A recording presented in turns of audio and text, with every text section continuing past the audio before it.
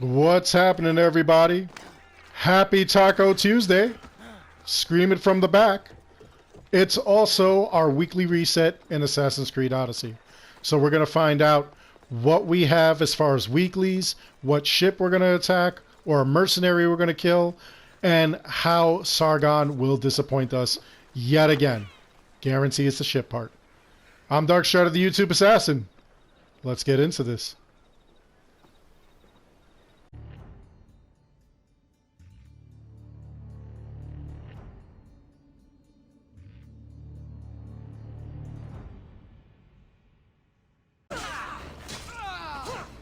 And before we get started, if you want to hit these kind of levels of mastery, make sure that you are subscribed to the channel and that you have that bell hit so that you never miss content whenever it comes.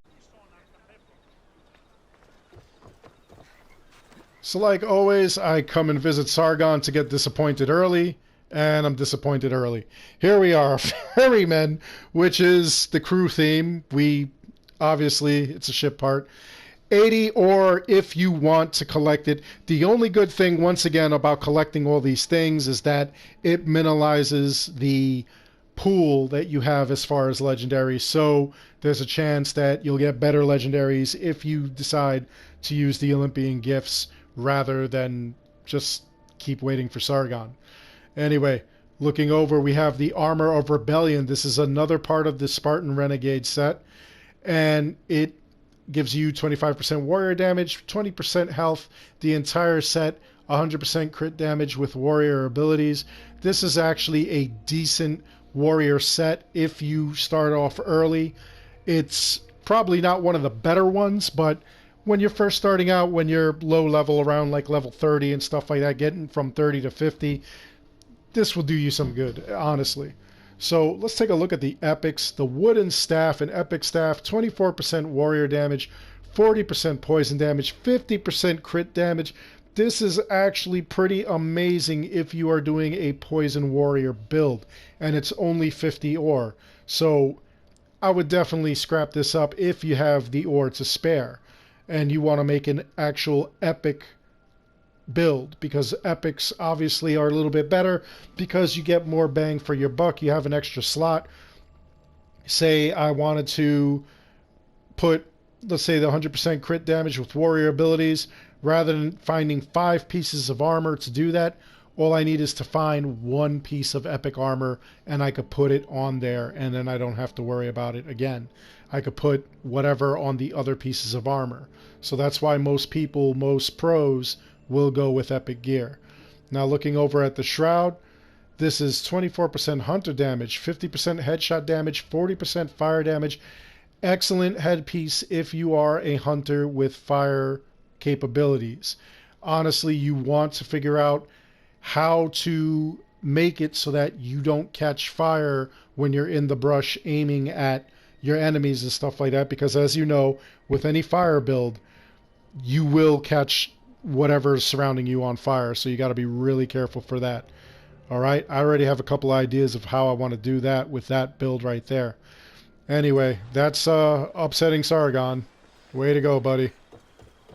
You just keep sliding down the banister of mediocrity like the banana splits.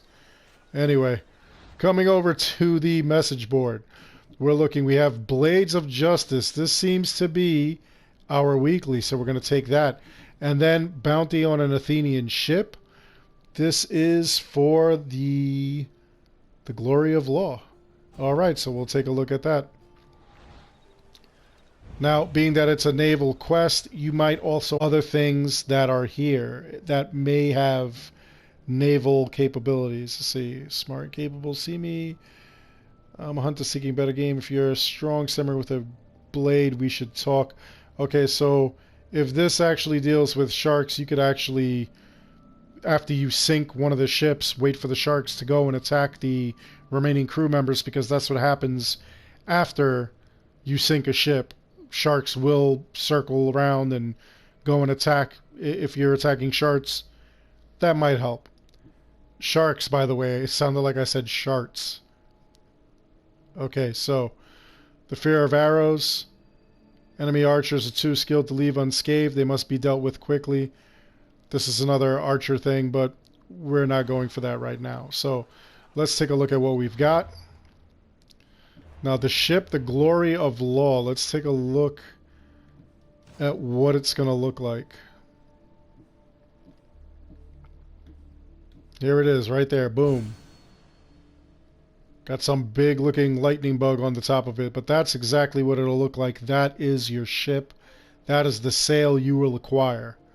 So, let's take a look at the other quest, though. I want to see what that entails.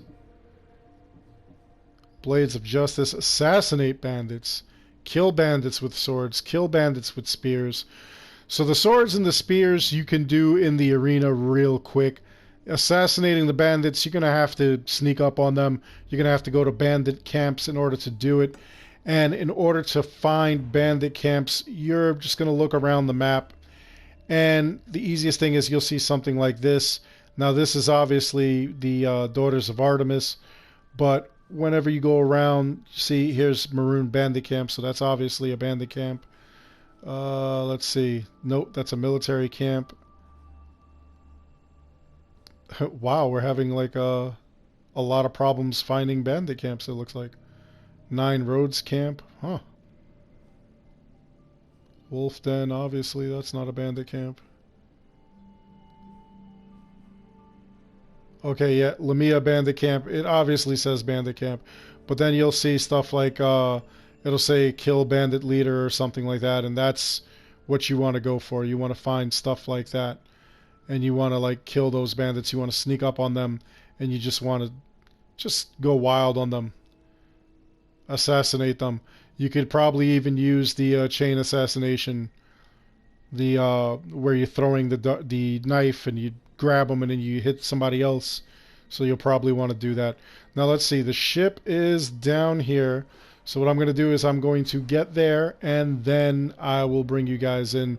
So that way it's not taking a whole lot of time.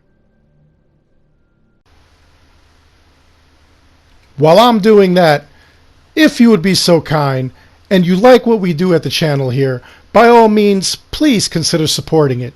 You could go over to the store tab or even below the video and check out the items that we have for sale. We have t-shirts, hoodies, mugs, and whatnot.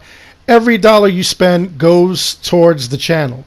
Now, if you'd like to be sponsored, if you'd like to be a sponsor of the weekly podcast that we do every Friday, by all means, give me an email at stridernet@gmail.com and I'll answer you back and we'll talk about sponsoring your product or your website and getting it in the podcast several times for people to see and possibly enjoy. Again, thank you so much for all the donations and all the support. I greatly appreciate it, and it's very humbling. Thank you.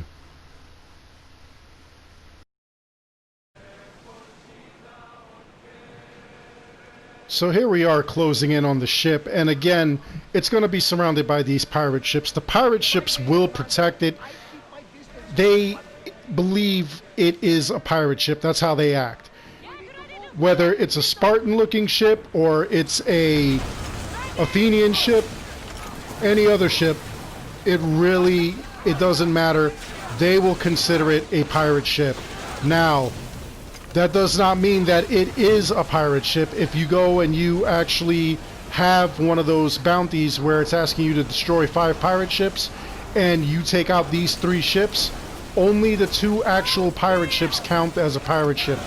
That ship does not count as a pirate ship. It never will. And what's really weird is it never really counts as anything. It will never count as an Athenian ship or a Spartan ship if it is Athenian or Spartan either. It'll always be considered by the pirates an actual pirate ship, and by other ships it won't be considered anything. That's why usually when you play this kind of level and whatnot, when you're doing these bounties, you normally see these things way out in the open, away from everything else. It's just really weird. And of course I like to cleave the ships. because I feel like you get the most everything from it. See, I just hit that, and it wasn't as much olive wood as I had liked. Let's see, let's ram this sucker.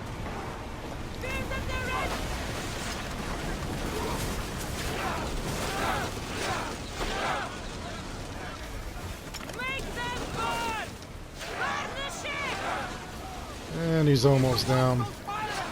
And as you can see in the background, there are sharks that are just like swarming the ships that have already sunk. There we go, go right for the weak point. Sink the ship. Got an executioner's blade because I've already got the actual sail. And as you saw, I got 44 of the ore.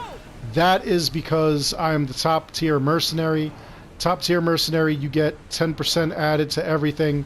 So you'll get 44 ore rather than 40. And you'll also get 11 ore rather than 10 when you're doing a daily. You'll get 44 ore for doing a weekly or sinking the ships or attacking a mercenary.